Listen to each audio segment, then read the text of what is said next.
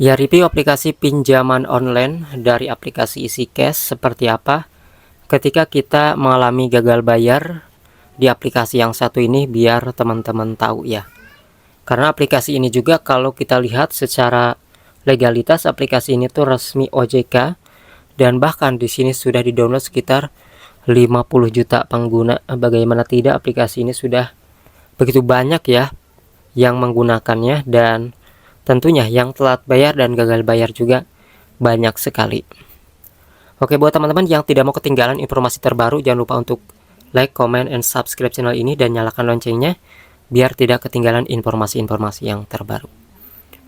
Perlu teman-teman ketahui bahwasanya aplikasi EasyCash ini ketika kita mengalami yang namanya gagal bayar ya, ternyata aplikasi EasyCash juga walaupun resmi itu melakukan penagihan keluar kondar ya. Informasi ini saya dapatkan dari salah satu penonton juga ya, yang bercerita bahwasanya melakukan pinjaman uang di aplikasi EasyCash lalu mengalami yang namanya gagal bayar, padahal dia mencantumkan kontak darurat itu nomor yang satunya lagi, nomor dia, tapi ternyata dia menagih ataupun menelpon ke nomor ibunya. Jadi di sini kesimpulannya, artinya aplikasi ini melakukan penagihan keluar kondar. Padahal kalau teman-teman tahu, aturan dari OJK melarang ya penagihan DC itu ke kontak darurat, bahkan keluar kontak darurat. Nah, maka dari itu setidaknya informasi ini bisa kalian ketahui. Kemudian aplikasi ini juga terkadang tenornya itu kecepatan. Misalnya teman-teman pinjam 2 minggu yang harusnya 14 hari, 12 hari juga sudah dilakukan penagihan.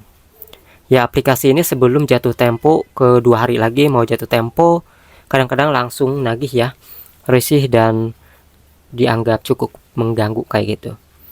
Nah, maka dari itu di sini teman-teman perlu ketahui hal-hal tersebut. Dan untuk selebihnya ya, aplikasi ini dari segi bunga dan tenor ya kayak gitu ya teman-teman. Bunganya oke lah, sedang. Tapi kalau tenor ya kadang-kadang kecepatan seperti itu. Hal ini diakui lah banyak teman-teman juga yang memang sama merasakan. Belum juga jatuh tempo, masih 2 hari lagi, 3 hari lagi sudah ditagih ya oleh aplikasi ini. Nah, maka dari itu buat teman-teman yang mungkin mau share pengalaman ataupun yang mau nanya seputar aplikasi manapun, silakan aja tulis di kolom komentar di bawah. Setidaknya itu yang harus kalian ketahui ya, bahwasanya aplikasi ini juga ternyata berani untuk melakukan penagihan keluar kontak darurat. Ya, pokoknya kontak darurat keluarga lah ya. Ini sangat mengganggu ya kalau misalnya kita pinjam uang terus mengalami gagal bayar dan kebetulan gitu ya, si DC-nya ini malah nagih ke saudara kita yang ada di kontakan, ini bikin malu ya, kita nggak enak gitu ya. Itu aja sih. Namun selebihnya ya banyak juga orang yang takut DC tapi gak perlu takut DC ya. Yang kebanyakan sih yang paling parah yaitu takut bikin malu aja kalau misalnya nagih ke saudara-saudara yang lain aja.